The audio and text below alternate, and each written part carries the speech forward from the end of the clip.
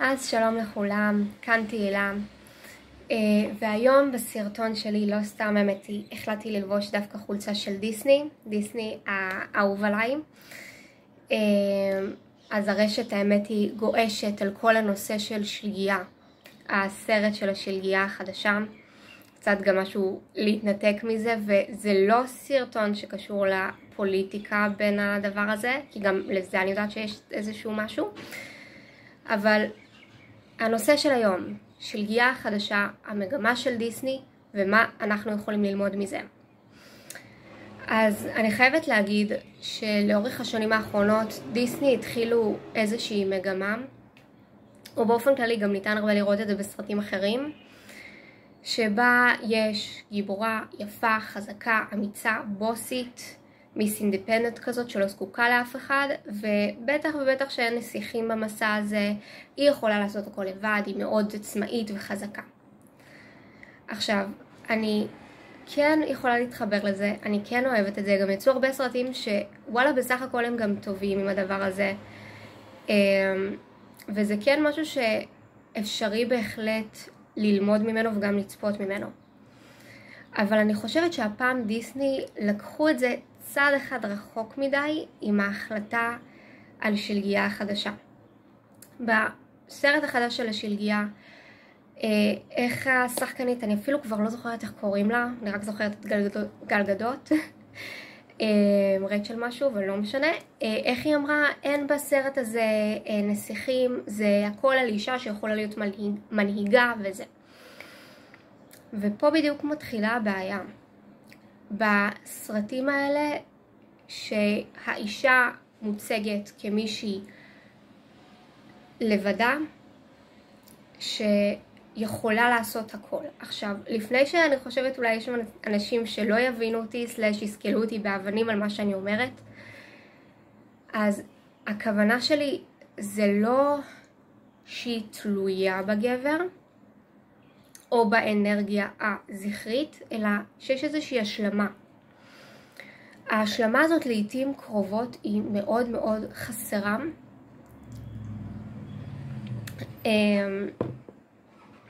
במה שאנחנו כיום מתייחסים אליו. היום באמת ניתן הרבה פעמים לראות את כל הפמיניזם הזה, אבל הוא הלך אפילו לצעד רחוק מדי. שוויון זכויות סבבה לגמרי, אני גם בעד. אבל כל הנושא של אישה שלוקחת את המקום של הגבר, של האנרגיה הזכרית הזאת, שאני אעשה הכל לבד ואני לא צריכה אף אחד, אני לא רוצה אף אחד, אני לא תלויה לאף אחד, אין בעיה, לכי תחי על מגדל, כאילו. אבל זה אנרגיה שהיא מאוד מאוד גברית, מאוד זכרית בבסיס שלה, ומאוד מזויפת בעיקר. זה אנרגיה שהיא נובעת מהמון פגיעות באנרגיה הנקבית, באנרגיה של היכולת להישען על בן אדם אחר, באנרגיה של היכולת לסמוך על בן אדם אחר, באנרגיה של רגע לשחרר, של כן להסכים להיות הרגע הזה של damsel in distress. למה הפכו את זה למושג רע? כאילו, תחשבו על זה שכביכול הפכו את זה במושגים של דיסני לנסיכה שיושבת ומחכה ולא עושה כלום, וזה לנסיך שבא וחזק וגיבור, והוא זה שעושה והוא זה שמפעיל, והנסיכה תלויה בו. עכשיו, זה לא המצב. אבל היום שינו את זה, כיום שינו את זה באמת למשהו שהוא יותר קיצוני לצד השני, ממצב שהפכו באמת את האישה, מאישה שהיא באמת בימים הקדומים הייתה מאוד תלויה ומאוד חסרת זכויות ולא היה לה קול, ואני מאוד נגד זה, כן? אני מאוד בעד שלאישה יהיה זכויות, שלאישה יהיה קול, שהיא תנהיג את העולם, אני מאוד בעד זה. אבל לא בעמדה של רמיסה של האנרגיה הזכרית, לא בעמדה של רמיסה של המקום הכבוד שמגיע לגבר. לא בעמדה עכשיו של להגיד האישה לא צריכה נסיכים ולא צריכה, לא, היא כן צריכה. ועוד דבר שמאוד הפריע לי, עוד נקודה שמאוד הפריע לי, הנושא שכביכול האישה כבר לא צריכה אהבה בחיים שלה, היא עכשיו רק רודפת אחרי קריירה, אחרי ההגשמה שלה, עכשיו, נכון, הגשמה זה חשוב, קריירה זה חשוב, להגשים את כל הדבר הזה, היצירה זה אנרגיה, היצירה זה אנרגיה שהיא לגמרי נקבית, זה חשוב. ובשילוב גם עם האנרגיה הזכרית שבאמת מוציאה את התוכניות לפועל, זה שילוב מעולה.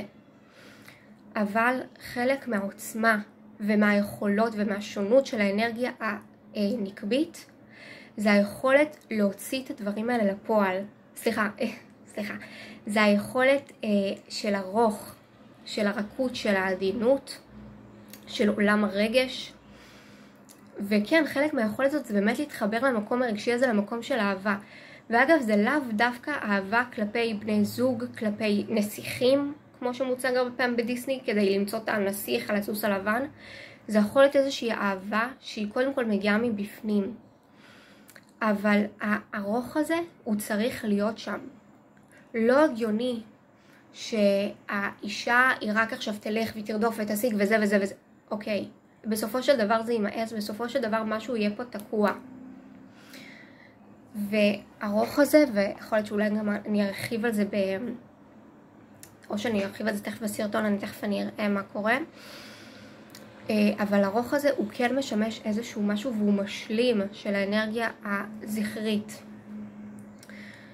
באופן כללי, כמו שאמרתי, כל המגמה הזאת של דיסני, שהיא עכשיו הולכת לקיצון השני, של להוכיח שנשים יכולות הכל לבד, והן לא צריכות גבר, ומה הגבר יעכב אותנו, זה לא נכון. וא' זה באיזשהו מקום רמיסה של הגבר, וזה בדיוק כמו שלנשים בעבר עשו, שהתעלמו בעצם מהנשים, ורמסו את הנשים, אז זה אותו דבר כאילו עכשיו איזשהו תהליך הפוך שעושים לגברים. כאילו מסרסים את הגברים. וזה תהליך שהוא לא נכון, זה תהליך שהוא פסול, זה תהליך שגורר הרבה מאוד השלכות כלפיו.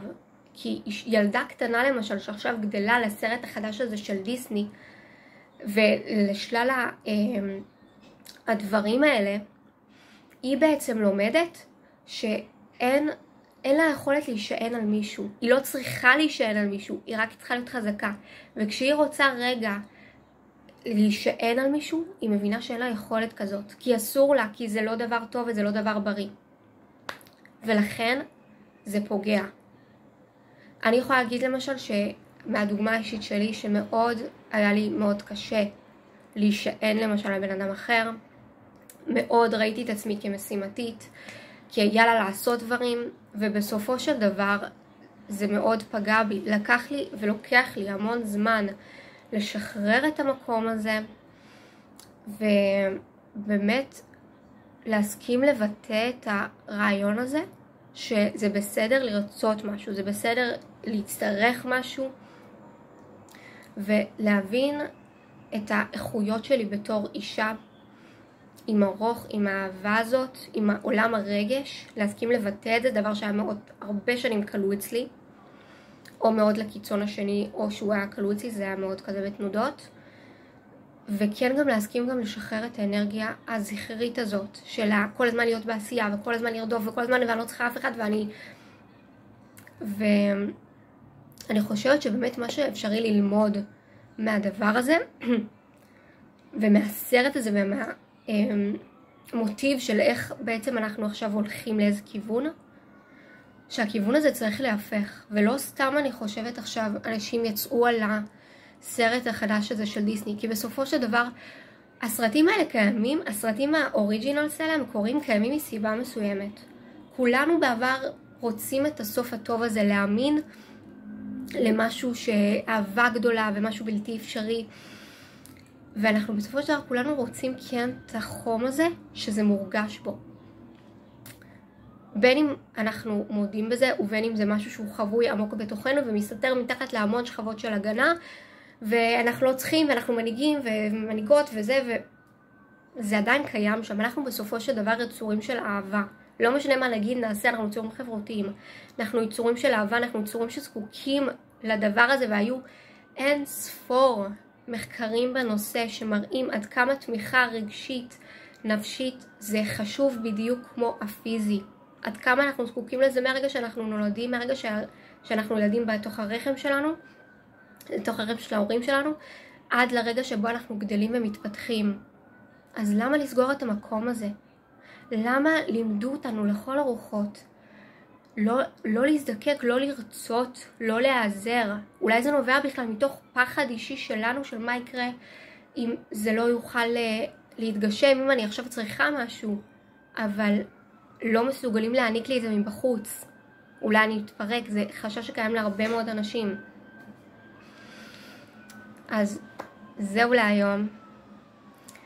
ואני מאוד מאוד מקווה, אני לא הולכת לצפות בסרט הזה של דיסני, אני אישית מעדיפה להישאר עם Once Upon a Time, My Lover, ועם הרבה סרטים אחרים של דיסני, האוריג'ינלס, שגם להם כמובן יש לפעמים דברים לא טובים, כן? כי זה באמת מגמה שהלכנו איתה. אבל בסופו של דבר אנחנו צריכים למצוא את האמצע. לא לרמה שאישה רק תלויה בגבר, ולא במצב שהאישה לא רומסת את הגבר ורק היא נמצאת שם בתוך העולם הזה. לא. אנחנו צריכים למצוא את האיזון, להבין ששני האנרגיות האלה, זכר, נקבה, הם קיימים מסיבה מסוימת, הם לא אמורים להיות שווים, לכל אחד יש את היתרונות ואת החסרונות שלו, והם ביחד הם משלימים והם תומכים אחד בשני, וזה מה שאנחנו צריכים ללמוד מזה. לאפשר לכל אחד מהחלקים האלה בתוכנו, לבוא לידי ביטוי באופן מאוזן ובריא, וכנ"ל לגבי הסביבה שלנו. אז זהו, זה הכל היום. אני תהילה, ושיהיה לכולם המשך יום טוב ובשורות טובות. אמן.